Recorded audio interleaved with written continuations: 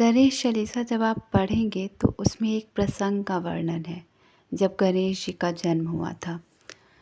जब गणेश जी का जन्म हुआ तो माँ पार्वती सबको बुलाई और सबको बुला के वो बोली कि गणेश को उनका जो नया बच्चा था उनको आशीर्वाद दें। तो सब लोग आए और शनि देव भी आए। तो सब लोगों ने तो आशीर्वाद दिया, पर शनि देव ने बच्चे को आँख उठाकर देखा तक नहीं। माँ पार्वती इस पे गुस्सा हो गई, उनको बुरा लगा। उनको लगा कि मेरे नए बच्चे को सब आशीर्वाद दे रहे हैं, मैंने सबको आशीर्वाद देने के लिए बुलाया, लेकिन शनि तो मेरे बच्चे को आशीर्वाद ही नहीं दे रहा। उसने तो आँख उठाकर देखा तक नहीं, इच्छा की उसने। तो उन्होंने अपनी नाराज़गी जाहिर की। उन्होंने शनिदेव से जब ये बताया तो शनिदेव बहुत ही विनम्र होकर उन्होंने कहा कि माता, मैं आपके पुत्र को नहीं देख सकता, वरना आपका उसका नुकसान हो जाएगा, मैं ऐसा नहीं कर सकता। तो माँ पार्वती बोली कि मैं चाहती हूँ तुम ऐसा करो। इस तरीके से वो प्रसंग वर्णित है, आप पढ़ेंगे तो आपको समझ आएगा।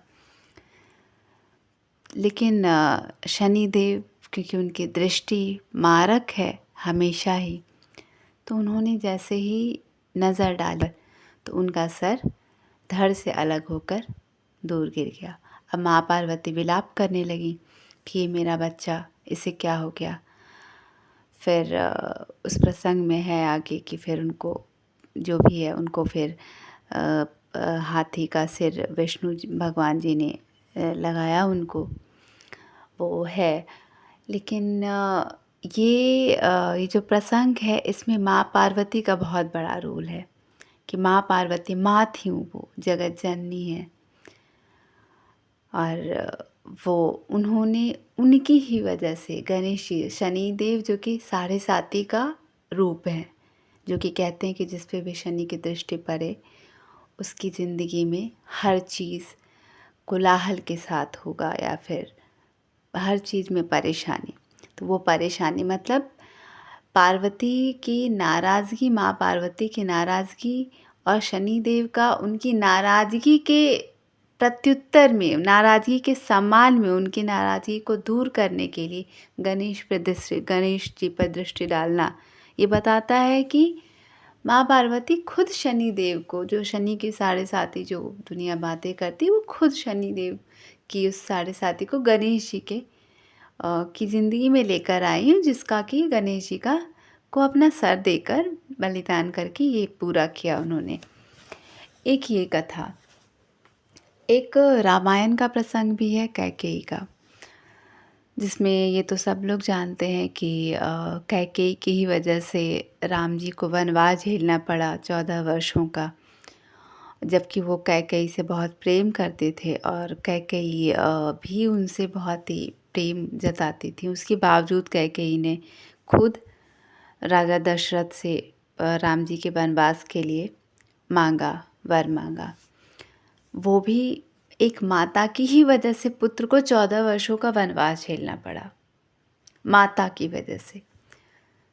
तो कहने का तात्पर्य यहाँ पे क्या, मतलब बहुत लोगों का ऐसा रहता है कि वो शिकायतें करते हैं अपने रिश्तों से, अपने माँ बाप से, भाई बहनों से तो छोड़ो, माँ बाप से, नाते रिश्तेदार दूर हैं लेकिन माँ बाप से भी शिकायतें होती हैं कि इनकी वजह से ये हुआ, उनकी वजह से ये हुआ, माँ बाप ने ऐसा कर दिया तो ऐसा हो गया, माँ बाप ने ऐसा कर दिया तो ऐसा हो गया, माँ ने ऐसा नहीं किया होता तो ऐसा नहीं होता, अगर पिता ने ऐसा नहीं किया होता तो ऐसा नहीं होता, ऐसी परवरिश नहीं दी होती तो ऐसा नहीं होता, और ऐसा नहीं किया होता, मुझे ये करने दिया होता या ऐसे समझा होता, ये गलत नहीं किया होता मेरे साथ तो मैं ऐसा होता, मैं ऐसी होती। ठीक है, तो ऐसी बहुत सारी चीज़ें होती, बहुत सारे ग्रीवांसेस, बहुत सारी तकलीफ़ें लोग लेकर के दिल में आगे बढ़ते हैं और शिकायतें रखते हैं और दिल में शिकायतों के साथ, मलाल के साथ ज़िंदगी आगे गुजारते हैं कि काश कि ये नहीं होता तो ऐसा नहीं होता। नहीं, ऐसा नहीं है। कहने का ये जो पौराणिक कथाएं हैं, ये जो कथाएँ हैं धार्मिकता का भी इनका जो भी महत्व है, धार्मिक महत्व है, पर इन कथाओं में एक जो सामाजिक मूल्य छुपे हुए हैं, ये साफ-साफ हम पूजा करते हैं भगवान की। ये कहानियाँ को गाथा की तरह महिमा मंडित जो रूप है, जो हम उनका देखते हैं, उस तरीके से हम पढ़ते हैं, जानते हैं, समझते हैं और मानते हैं, ठीक है?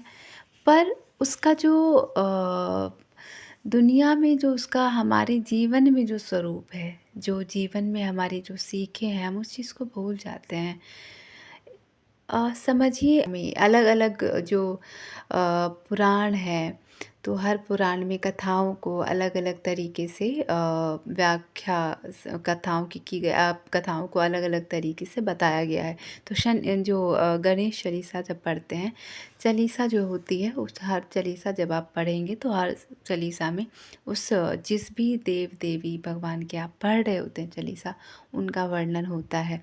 तो जो गणेश चालीसा में जो ये प्रसंग जो मैंने बताया आपको, अगर आप इसको पढ़ें तो अगर जो माँ पार्वती ने शनिदेव को निमंत्रित नहीं किया होता या उनको एक प्रकार से ये नहीं मजबूर नहीं किया होता कि वो गणेश जी को देखे, तो गणेश जी एक आम शरीर के साथ वो भी रह सकते थे। खुद सोचिए, एक बालक जो आज के जो बालक मतलब आज के जो बच्चे कहते हैं, थोड़े से बच्चे अलग हो जाते हैं, इंट्रोवर्ट हो जाते हैं, एक्सट्रोवर्ट हो जाते हैं, ये मुझ में ये कमी है, ये है, ऐसे है, वैसे है।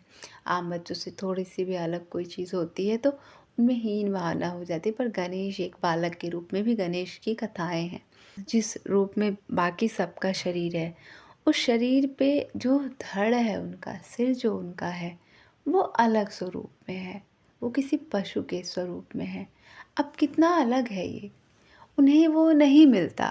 वो भी एक सामान्य बालक की तरह होते, सामान्य बालक की तरह ही अब उनका भी स्वरूप होता, वो भी आम होते, पर वो अलग अलग उनको झेलना पड़ा और माता की वजह से। लेकिन ये उस कथा में है, अगर दूसरे मतलब से देखें, अगर दूसरे नज़रिए से देखें, अगर जो माँ पार्वती ने वो नहीं किया होता, तो गणेश जी को प्रथम पूजी का वरदान भी तो नहीं मिलता। उसी की उसमें और भी कथाएँ हैं जिसमें कहते हैं कि फिर अलग-अलग सारे देवों ने उनको आशीर्वाद दिया गणेश जी को, और शिव जी ने प्रथम पूजी का आशीर्वाद दिया कि जब भी पूजा होगी तो सबसे पहले गणेश जी की पूजा होगी। तो उनको ये वरदान मिला।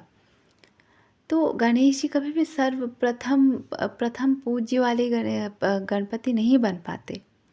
वो उसी वजह से उनको मिल पाया। और अगर कैकेयी के प्रसंग में देखें रामायण में, तो अगर जो कैकेयी माँ ने